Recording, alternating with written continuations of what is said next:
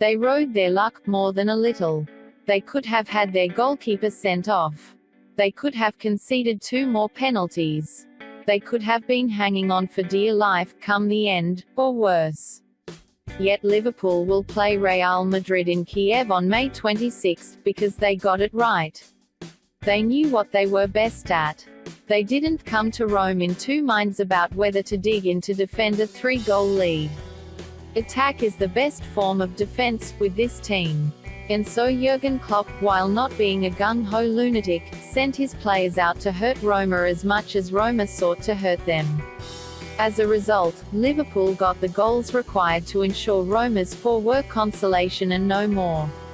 They were never behind on the night until the 86th minute when it was far too late, and never less than 2 goals up on aggregate throughout this second leg, except in injury time. One might say the tie was never in doubt, were it not for those breaks courtesy of Slovenian referee Damir Skomina. He missed a handball by Trent Alexander-Arnold that could have been a penalty, and his assistant gave Edin Dzeko offside when he was probably on, and was quite definitely then taken out by Loris Karius. The locals howled their displeasure, but over 2 legs the better team went through. In both legs, Roma have only dominated at the point when Liverpool sought to close the game down. When both teams were at it, Liverpool were superior. Roma knew the size of their task but could not muster one of those periods that have set Liverpool apart in Europe this season, an attacking frenzy that as good as puts a tie to bed. Liverpool raced to a 5-0 lead at Anfield and, for all their pressure, Roma could not replicate it here. They won the game, but too late to change the outcome of the tie. Raja Nainggolan scored the goal that put Roma ahead, but in the 86th minute. He converted the penalty that made the final score 7-6 on aggregate, but with almost the last kick of the match. And while it may not reflect well on Liverpool that a team needing 3 goals scored 4 against them, Real Madrid are next up, it also speaks volumes that a team who had not conceded at home in Europe all season should be a goal down after 9 minutes and 2-1 down after 25.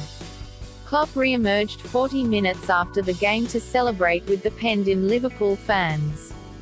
He will know his team must approach the final as they did this game. No compromises, no holds barred. They work ferociously in midfield, but that is not the same as shutting a game down.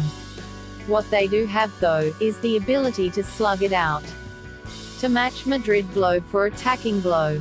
If they had not gone for Roma in the first half, they would have lost the tie, not just the match, that much is clear. Having seen Real Madrid in action against Bayern Munich on Tuesday, all that can be guaranteed of the final is it will not be a 0-0 draw. What must also be hoped is that Liverpool have not used up all their luck in this 90 minutes. Not just with the penalties Skomina missed, but the calamitous errors that aided their 2 goals. Nainggolan, the Belgian midfielder, explained before the game why he preferred Roma to Premier League suitors, including Chelsea. He said he enjoyed a challenge and the extent of this thrill-seeking we now know. There are few challenges greater than needing 3 goals to win a tie and making it 4 so soon into the match. Nainggolan's pass that turned Roma's attack into forlorn defence for Liverpool's 9th-minute opener W. As suicidal. He gave the ball directly to Roberto Firmino. The Brazilian didn't waste his opportunity. He tore into Roma's hastily backpedaling 4 and fed Sadio Mane, overlapping on the left. He drew goalkeeper Alisson and finished smartly.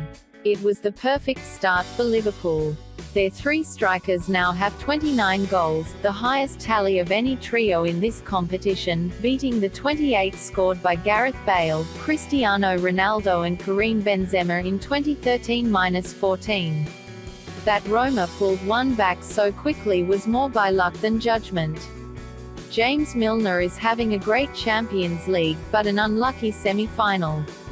He was harshly ruled to have handled for the penalty at Anfield, and here he scored an own goal in which his role was that of a human rebound rubber on AP. An ulti-box pinball machine. The impressive Stefan El Shaarawy won a header against Alexander Arnold on the right and Dejan Lovren went for distance with his clearance. Unfortunately, the trajectory was interrupted by Milner's head, the ball cannoning off him and back past Karius. The noise inside the Stadio Olimpico whenever Roma got near goal gave the impression Liverpool were under siege. It wasn't quite like that. Early on, Liverpool gave as good as they got, even if Mohamed Salah was not at his Messi-like best. They do have players who frighten teams into making mistakes, though, and another error restored their lead after 25 minutes. Initially, Alisson made an excellent save from Main at the near post, but what followed was chaos. Roma didn't get the corner away and Edin Dzeko, under pressure, ended up heading an attempted clearance back towards his own goal.